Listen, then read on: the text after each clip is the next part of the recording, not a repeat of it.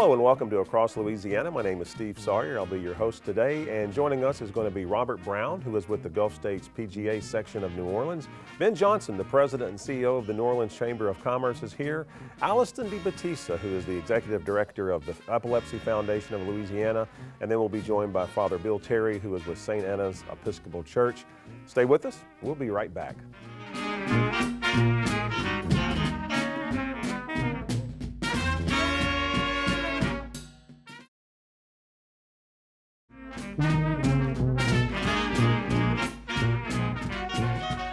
And welcome back to Across Louisiana. I'm very, very happy to have a dear friend of mine in the studio right now, Robert Brown, who is the CEO for the Gulf States section of the PGA. Robert, welcome to the show. Thank you, Steve. Good to see you. You look great.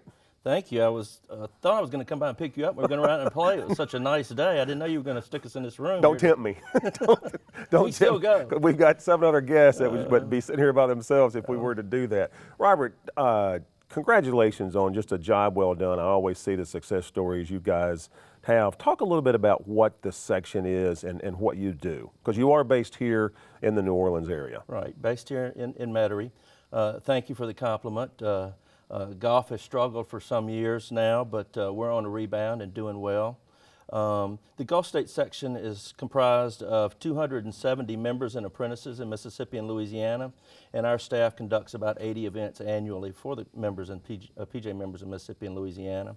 Our mission is to promote interest and participation in the game, enjoyment in the game, and at the same time establish and maintain professional standards of the PGA and enhance the well-being of our golf professionals. We do this through organized competitions and education and meetings. Let me ask you this. You talk about the economy. What is the economy like now, not only in Louisiana, but mainly in the metro New Orleans area? I know we struggled after Katrina. Several courses still to this day have not come back. What is the golf economy like in the New Orleans area and then in Louisiana overall? Yeah, that's a great question. You know, I think we've seen most of our attrition. I'm not sure we'll see any mini golf courses being built here in the near future or in the next few years, but I know we've still got the City Park Bayou Oaks project that we're all excited about. We know it's going to happen. It's just don't have a spade in the ground over there yet, but I think it will be sooner than later before we see that. That's where, and again, correct me if I'm only talking about a rumor, but when this facility is complete, that's where the PGA Tour event would move to. Is that correct? Well, I think that's partly a rumor. There's no hard facts that say that it'll move there. There will be a quality golf course that could host a PGA Tour event there at the Bayou Oaks property. So, but for now, everything stays the TPC Louisiana. That's correct. So everything will stay there at the TPC for now. Now, I know you guys do this because I've benefited from it.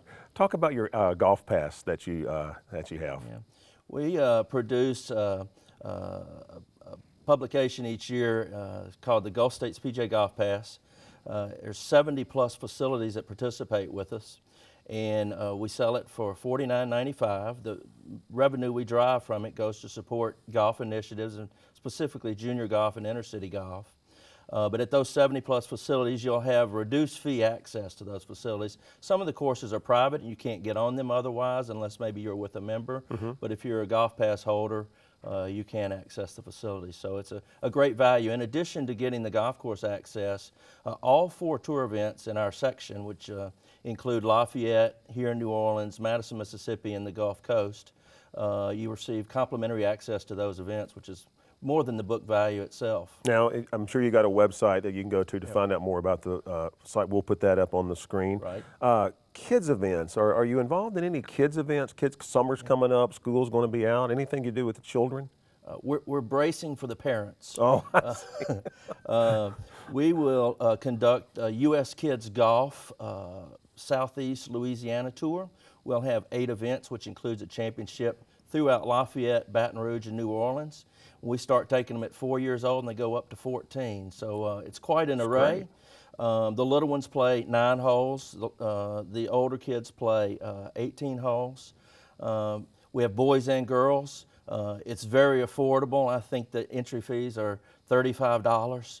for 18 holders, maybe Great. 30 for a little less.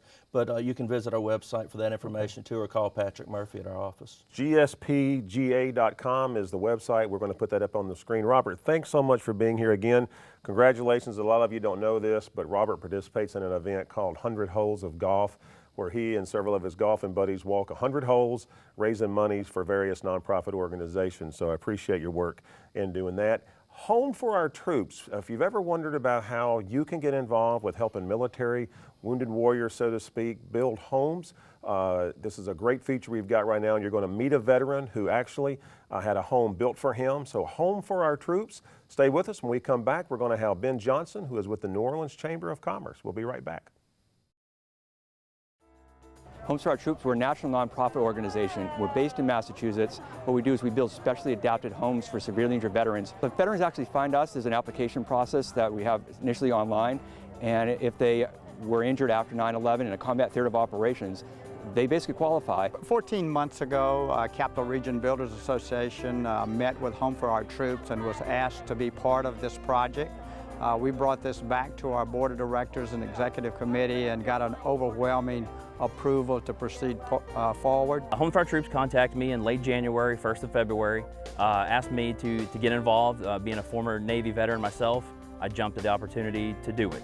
14 months from a dream and a prayer to reality, and here we are this morning with a beautiful home for a veteran who really deserves it, and we're just pleased to be part of this project. I was on my second deployment in Afghanistan. My first one was in Iraq. Totally new area, totally something different. We were about a week in our transitions, and I went up for guard duty, and whenever I was up there getting a brief, RPG hit the tower that I was in with the other two soldiers. I popped up, saw the shooters, fired back, noticed that nobody was up with me, and whenever I went to duck to reload and check on everybody, I believe a round skimmed through the tower or ricocheted and came through the back of my neck and hit my C5 vertebrae and put me down. Well, everyone at Homes for Our Troops, we all play our part to be able to put all this together, help bring communities together to support our veterans. They volunteered, they got injured, and now that they've come back and they have some needs that they didn't have before they got injured, we think it's our duty as a nation to help these men and women.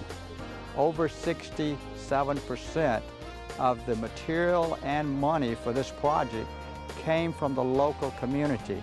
Well, you know, being in the Navy myself, both my parents were in the Navy. My grandfather won the Bronze Star on July 4th, 1945 in the Army in the Philippines. So, you know, everybody in my family at one point or another has been involved in the military, and this was just my way to be able to give back. Our program it's a win-win situation. One, the homes we provide are completely accessible, which renews these men and women's sense of independence. You know, instead of waiting for someone to cook dinner, now they've got access to the kitchen. They can do their own dinner. You know, they can open the doors for themselves. You know, it just renews their sense of independence. The community has rallied around donations, the labor help. It's been really great. It's important to have the volunteers. You know, we could easily go to a community and hire a builder and build the house, but the model that we use allows people in the community where these veterans are going to live, allows these guys to come out and help participate in their projects. You know, we get usually about 25% of the homes get donated, 50% if it's a really good project. Here it's almost 2/3. And we also got people did fundraisers and did monetary donations because of course we have to buy land and pay insurance like you do with any home builder. So getting the community to be able to put all this together, it's a great experience. It allows us to be able to use our funds that other people have donated to help some other veterans. So the community of Baton Rouge is really paying it forward to some other vet that's out there. Maybe he's getting injured today, maybe he got hurt a year ago, you never know. So we're gonna help somebody else because of this. You don't see a lot of this stuff in mainstream media, you know, a disabled veteran getting a house, this, that, and the other. You don't get to see the real outreaches the community gives to their veterans. So the fact that I got as much as I did, the fact that I got even half as much as I did is really impressive to me. The fact that I got this much just shows that I'm in an area where people really do appreciate what I did. People really do appreciate what people like I do and really want to give back and show their appreciation. And I mean, it's one of those things where you don't get used to it. I was in the Army for almost 4 years before I got shot. Been disabled for the past 3 years, and every time something like this happens, it's one of those things you just don't get used to. I hope that one day I can be that person that's able to give back to the younger generations in the military and show that, you know, just because you're out doesn't mean that you don't still care, and doesn't mean that you don't still, you know, appreciate everything that's going on. Go to our website at homesforourtroops.org and find a program to get involved. We've got roughly 1,600 veterans have been categorized as severely wounded from the VA. We're on our campaign of 100 more Homes for Our Troops, so we've got a lot of work to do.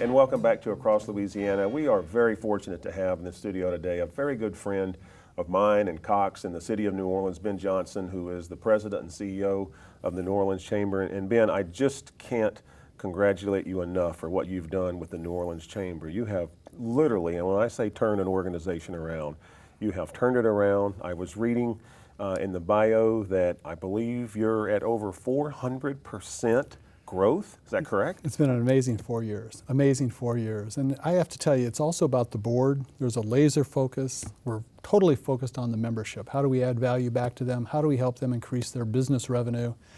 So when you have that as your market, your members are your best recruiters. They're your best ambassadors. They sell the program for us. And what we do is create great opportunities for the members to meet members to increase their businesses. Well, and I guess that's what I would want to ask you first is, what are the benefits of being a member of the Chamber? A lot of listening goes on to our members. They give us critical feedback, they give us positive feedback, but we really try to implement their recommendations. And so the benefits for a Chamber member is really being active in your Chamber. It's when you come out for these Chamber After Fives. We're averaging 350 people for these Chamber After Fives right now. Incredible. And we give adults permission to meet new adults. Yeah. They say 80% of the people that come out are introverts. And so what we're doing is letting folks know it's okay to walk up to a stranger, shake their hand, tell them what you do, and find out what they do. We say meet a minimum of 3. They normally meet 10 to 15. Really? It's contagious. So business networking at its finest, you might and say. at great locations. You know, great restaurants, great hotels, the museums. I mean, these venues want people to come out. They host them for us, and it's a great party. They put up the food. They'll put up cold drinks, beer, wine. It's supposed to go for 2 hours. They often go for 3 hours. Wow. You know, it's just been an incredibly positive experience, and this is based on feedback from the members. The second thing are our seminars. We've been partnering with the Goldman Sachs 10,000 small businesses. We're using their curriculum. And so what they're doing is getting this mini boot camp MBA program. And Goldman Sachs likes it because they're getting more exposure to small businesses that may apply to their program. So a lot of our work is partnerships. For our young professional nights, we get 350 to 400 come out, and we partner with 50 Forward, with YLC, and we make it a joint evening for all the young professionals. That's incredible. And we're working on trying this brain gain to keep it here in the city. They're looking for 3 things: civic engagement, social, and then mentoring. And that's why we try to get our mature business people to come out, because the young folks want to meet them. What are you doing? Why are you doing it? Would you do it again? And just to get ideas from them. So we're building it as we go. But the other one that's fun is this young profession, or the Professional Alliance for Women. Sandra started it last fall. 3 emails brought 150 professional women out. Wow. And they say they love guys, but there's something about allowing professional women to network with professional women. And so that's one of the new things we've started. And the third one I want to tell you about is our partnership with Life City. And this is allowing the Chamber to offer green resources to businesses. And we're all about the creation of jobs and trying to commercialize the sustainable growth in a post-Katrina world.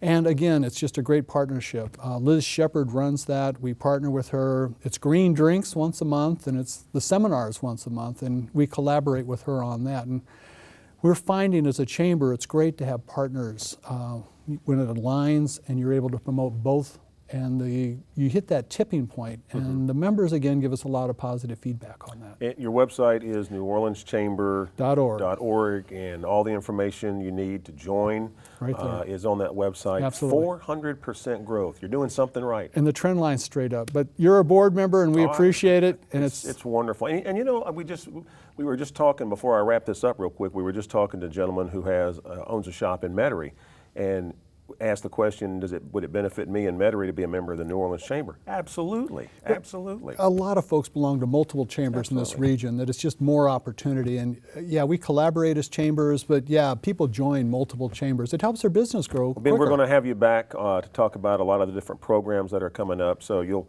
have the chance to see Ben many more times. And again, congratulations to Ben Johnson for just an incredible job he's done in building and growing the New Orleans Chamber. We're going to go to a break, and when we come back, Alison Dibattista will be with us. So stay with us. We'll be right back.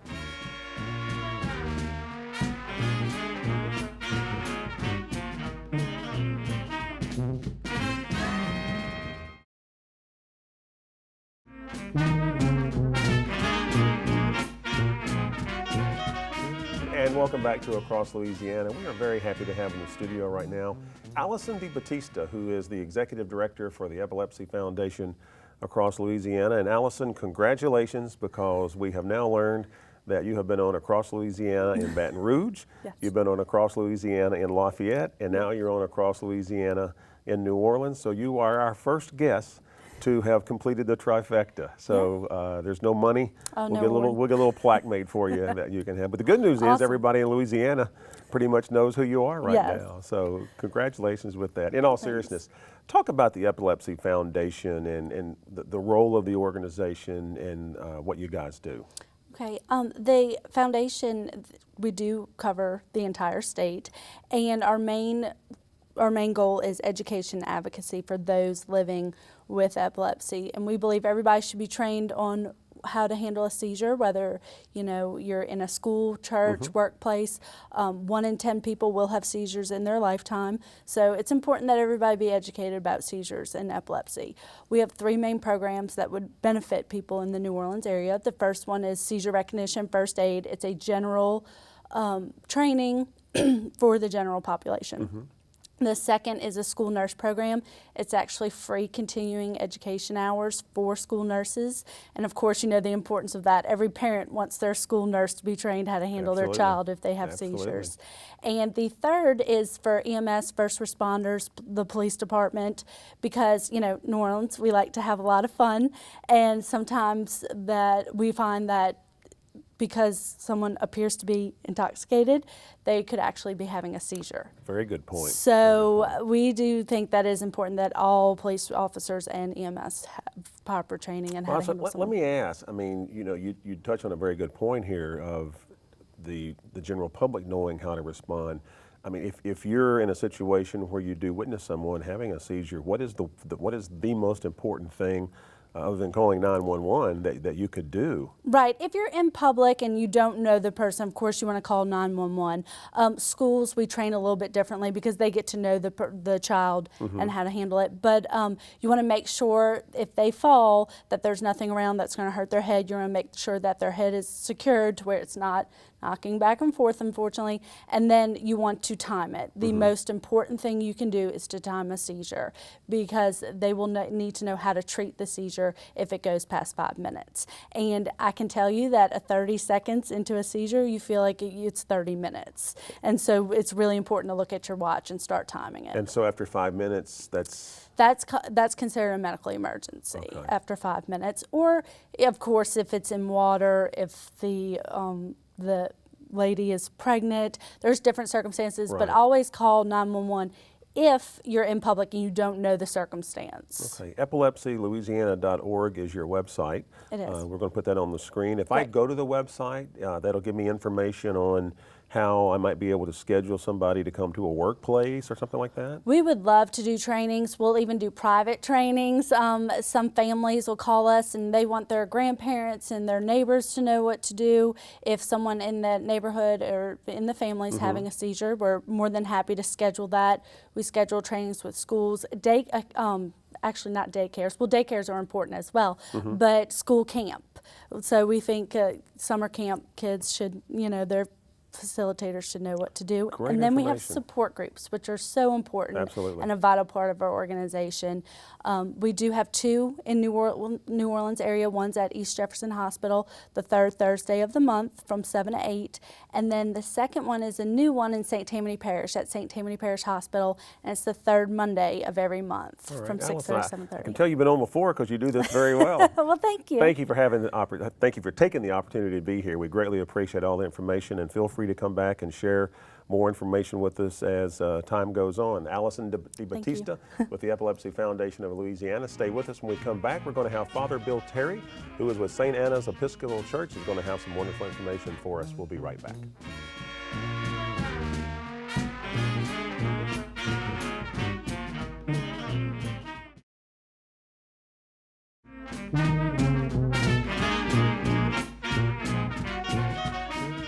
And welcome back to Across Louisiana, our final guest today. Very happy to have with us Father Bill Terry, who is the rector at St. Anna's Episcopal Church. Thank you so much for being here.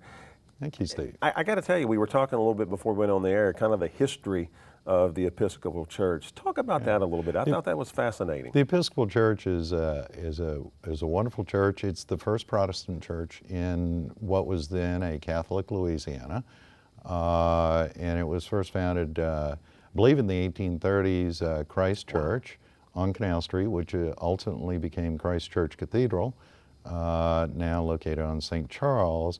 And there are about 83 to 90 Episcopal churches in the Episcopal Diocese of Louisiana, which is basically geographically the toe of the boot, and goes to Homan, Thibodaux, but it's all over the place. It's a very old faith in the Deep South, and riddled throughout. The University of the South actually was founded as an Episcopal university at Sewanee.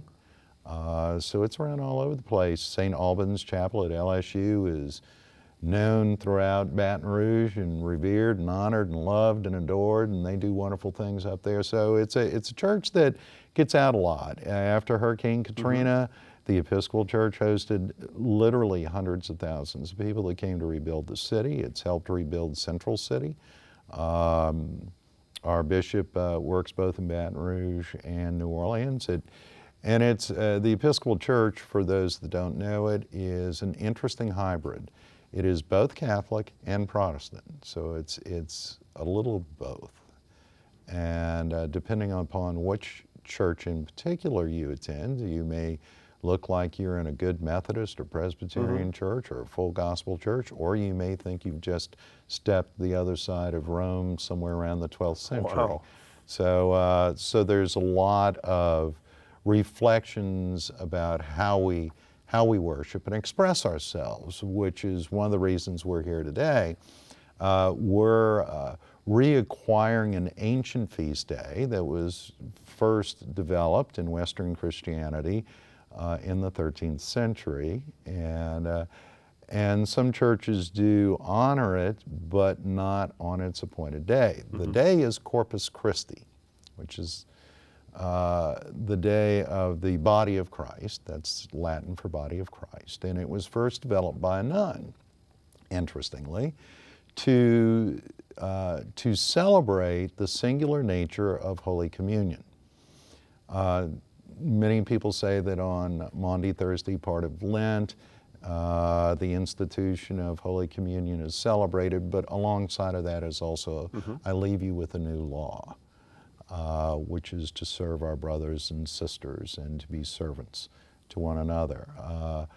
This nun thought it would be a good idea to celebrate just this one central act of worship that Western Christians have done for thousands of years. So she started celebrating, eventually caught on, became popular throughout Europe, and it was identified with processions and festivals and feasts, and the Feast of Corpus Christi. Well, the downtown deanery, which is something that several churches identify themselves in the Episcopal Church, decided about a month or two ago that we would celebrate Corpus Christi. And we would, in fact, have a procession in the very oldest style, which includes a canopy which shades a thing called a monstrous, which is a beautiful piece of artwork that holds a bread in it, the host, the body of Christ.